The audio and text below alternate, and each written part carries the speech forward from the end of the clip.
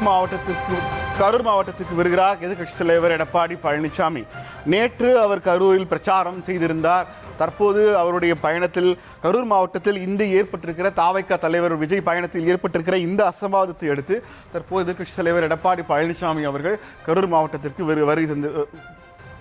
விரைந்து கொண்டிருக்கிறார். மருத்துவமனையில் அனுமதிக்கப்பட்டு ஐசியூவில்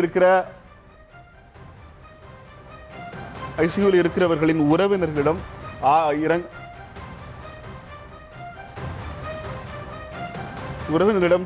பேசுவார் என்று எதிர்பார்க்கப்படுகிறது.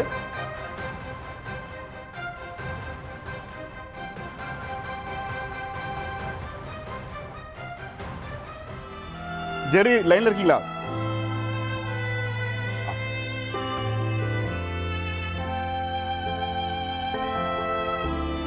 ராஜேஷ், இந்த கரூர் சம்பவம் குறித்து ஏறக்குறைய இந்திய பிரதமர், முதலமைச்சர், எதிர்க்கட்சி தலைவர்கள் எல்லோரும் இரங்கல் தெரிவித்து விட்டார்கள். ஒரு சோகமான நாளாக இந்த நாள் மாறி இருக்கிறது. கூடுதல் தகவலை சொல்லுங்க ராஜேஷ். நெல்சன், கரூர் மட்டுமல்ல, ஒட்டுமொத்த இந்தியாவே சோகமாக மாறி இருக்கிறது என்று சொல்லலாம். பிரதமரே இரங்கல் தெரிவித்திருக்கிறார் என்று சொன்னால், இது அனைத்து மாநிலங்களிலுமே இது ஒரு திரும்பி பார்க்கக்கூடிய ஒரு அதிர்ச்சியான செய்தியாக மாறி இருக்கின்றது.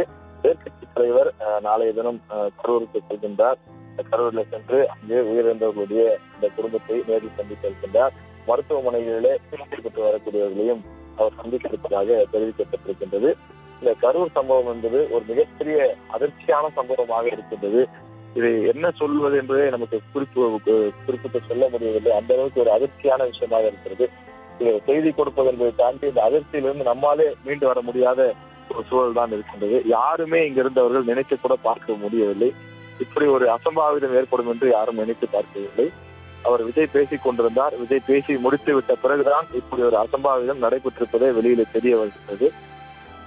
வண்டியில் தொடர்ந்து நிற்கக்கூடிய ஆம்புலன்ஸ் வாகனங்கள் சைரன் ஒலி எழுப்பியபடி தொடர்ந்து வந்து கொண்டே இருக்கின்றன. எப்படி வெளிநாடுகளில் இந்த போர் நடைபெறக்கூடிய இடங்களில இருந்து சைரன் சத்தம் வந்து கொண்டே இருக்குமோ, அதுபோல அந்த போர்க்காலத்தில் இருப்பது போல சைரன் சத்தம் அடித்துக் கொண்டே இருக்கின்றது. கிட்டத்தட்ட பல்வேறு இடங்களிலிருந்து 20-30 ஆம்புலன்ஸ்கள் வரவழைக்கப்பட்டு ஆம்புலன்ஸ்கள் ஒன்றன் பின் ஒன்றாக அள்ளி எடுத்துக்கொண்டு அந்த மயங்கி விழுந்தவர்களை ஏற்றிக்கொண்டு சென்று கொண்டே இருக்கின்றார்கள். முன்னதாக நாமக்கல் கூட கிட்டத்தட்ட ஒரு 50 பேர் மயங்கி விழுந்தார்கள். ஆனால் அவர்கள் உடல் சோர்வின் காரணமாக, கடும் வெப்பத்தின் காரணமாக மயங்கி விழுந்தார்கள். அவர்களுக்கு முதலுதவி சிகிச்சை கொடுக்கப்பட்டு அருகில் இருக்கக்கூடிய மருத்துவமனைகளுக்கு அழைத்து சென்று அவர்களை மீட்டு கொண்டு வந்து விட்டார்கள். ஆனால் இந்த இடத்திலே மிக மிக ஒரு நெருக்கடியான ஒரு இடம் என்பதனாலே இது போன்ற பிரச்சனை ஏற்பட்டிருப்பதாக சொல்கின்றார்கள். விஜய் காலையில் 8:45 மணிக்கெல்லாம் மக்களுக்கு வந்து விடுவேன் என்று சொன்னார். ஆனால் அவர் வீட்டிலிருந்து புறப்பட்டதே 8 மணிக்குத்தான் புறப்பட்டிருக்கின்றார். அவர் திருச்சி வருவதற்கே 10 மணி ஆகிவிட்டது. அவர் தலைமையிலிருந்து கொடுக்கப்பட்ட நேரம் ஒரு நேரமாகவும், ஆனால் அவர் வந்து சேருவது வேறொரு நேரமாகவும் இருக்கின்றது. இது போன்ற காரணத்தால் அங்கு கூடி நிற்கக்கூடியவர்கள் பல மணி நேரம் காத்திருக்க வேண்டிய சூழல் ஏற்படுகின்றது. நேரம் செல்ல செல்ல அதனை தொலைக்காட்சியில் பார்த்துக் கொண்டும், அதே போல ஒருவர் சென்றால் அதை பார்த்து மற்றவர்கள் வருவதுமாக பல பேர் கூடி அந்த இடத்திலே தொடர்ந்து கூட்டம் எண்ணிக்கை அதிகரித்து விட்டது. ஒரு 2 பேர் நிற்க வேண்டிய இடத்தில் 20 பேர் நின்றால் எப்படி இருக்கும்? அது போன்ற ஒரு சூழல் ஏற்பட்டு பல பேரும் தங்களுடைய உடைமைகளை எல்லாம் தொலைத்துவது மட்டுமில்லாமல் உயிரையே பல பேர் பறிகொடுத்து விட்டார்கள் என்பதுதான் ஒரு அதிர்ச்சியான விதியாக சரியாக இருக்கின்றது. திரும்ப பல முறை எச்சரித்தும் கூட மாவட்ட நிர்வாகம் கொடுத்த எந்த நிபந்தனைகளும் அந்த இடத்துல ஃபாலோ பண்ணப்படல இல்லையா? நிச்சயமா நெல்சன், மாவட்ட நிர்வாகம் மட்டுமல்ல, அதே போல தமிழக வெற்றி கழகத்தினுடைய தலைமையிலிருந்தும் பல்வேறு அறிவுறுத்தல்கள் அவ்வப்போது தொடர்ந்து கொடுக்கப்பட்டுதான் இருக்கிறது. இந்த பரப்புரை தொடங்குவதற்கு முன்னதாகவே கர்ப்பிணி பெண்கள் வர வேண்டாம், குழந்தைகளை அழைத்துக் கொண்டு வர வேண்டாம், வயதானவர்கள் வர வேண்டாம் என்று பல எச்சரிக்கைகளை கொடுத்து கொண்டுதான் இருக்கிறார்கள். ஆனால் அவற்றையெல்லாம் புறந்தள்ளிவிட்டு பல பேர் ஏதோ தங்களது குழந்தைக்கு காட்டாத ஒரு விஷயத்தை காட்டப் போவதாகவும், தன்னுடைய குழந்தை விரும்பி கேட்டுவிட்டார், அதனால் நான் இந்த கூட்டத்தில் அழைத்துக் கொண்டு செல்வேன் என்றும் தலையிலே ஊர் திருவிழாவிலே வைத்துக் கொண்டு குழந்தைகளை அழைத்து வருவது போல அவர்கள் அழைத்து வந்தார்கள்.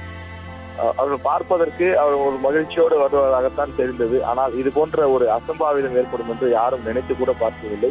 விஜய் தன்னுடைய பிரச்சாரத்தை முடித்துவிட்டு நகர்ந்த பிறகுதான் இப்படி ஒரு அதிர்ச்சி இப்போது ஒரு அசம்பாவிதம் ஏற்பட்டிருக்கிறது என்பதே தெரிய வந்தது.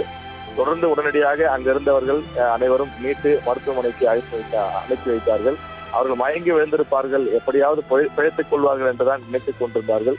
ஆனால் சம்பவ இடத்திலேயே பல பேர் உயிரிழந்தார்கள் என்பது அடுத்தடுத்துதான் தெரிய வந்தது. தற்போது அந்த பலி எண்ணிக்கை 40 உயர்ந்திருக்கிறது என்பது கேட்பதற்கு நமக்கே அதிர்ச்சியாக இருக்கிறது.